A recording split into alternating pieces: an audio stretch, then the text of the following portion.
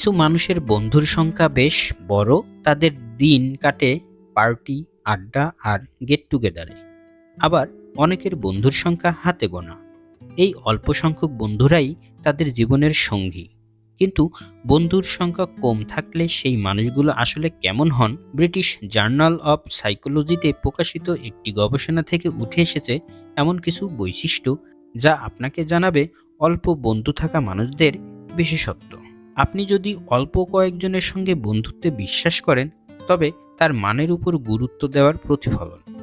সংখ্যার চেয়ে গভীরতা আপনার কাছে বেশি গুরুত্বপূর্ণ। আপনি জানেন কার সঙ্গে সময় এবং অনুভূতি বিনিয়োগ করবেন। এই বন্ধুরা আপনার সত্যিকারের সঙ্গী, যাদের সঙ্গে আপনি নির্ভরতার সম্পর্ক গড়ে তুলেছেন।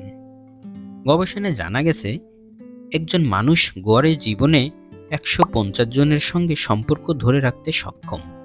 তবে ঘনিষ্ঠ বন্ধুর সংখ্যা সাধারণত 5-এর বেশি হয় না।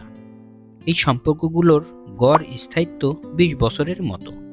তাই অল্প সংখ্যক বন্ধু থাকা মানে এই সম্পর্কগুলো দীর্ঘস্থায়ী এবং গভীর হয়। অল্প বন্ধু থাকা মানে আপনি নিজের সঙ্গে সময় কাটাতে ভালোবাসেন, নিজের শক্তি ও দুর্বলতাগুলোকে ভালোভাবে বোঝেন এবং নিজেকে আরও উন্নত করতে আগ্রহী। আপনি নিজের ভেতরের মানুষটিকে জানার জন্য সময় দেন এবং নিজের সেরা সংস্করণে পৌঁছানোর চেষ্টা করেন। গবেষণা বলছে, বন্ধুর সংখ্যা বেশি হলেই যে কেউ সুখী হবে তা নয়। প্রকৃত সুখ আসে মানসিক শান্তি থেকে। অল্প সংখ্যক বন্ধু থাকলে তারা সাধারণত পরীক্ষিত হয়, তারা মানসিক চাপ বা দুশ্চিন্তা বাড়ায় না। অন্যদিকে ভণ্ডামি করা বন্ধুরা আপনার অজান্তেই হতাশা সৃষ্টি করতে পারে। বন্ধুর সংখ্যা কম হলেও আপনি জানেন আপনার আশেপাশের মানুষগুলো বিশ্বস্ত। এটি আপনাকে মানসিকভাবে আরও শান্ত এবং সুখী করে তোলে। অল্প সংখ্যক বন্ধু থাকা মানে আপনি সম্পর্কের মানে বিশ্বাস করেন।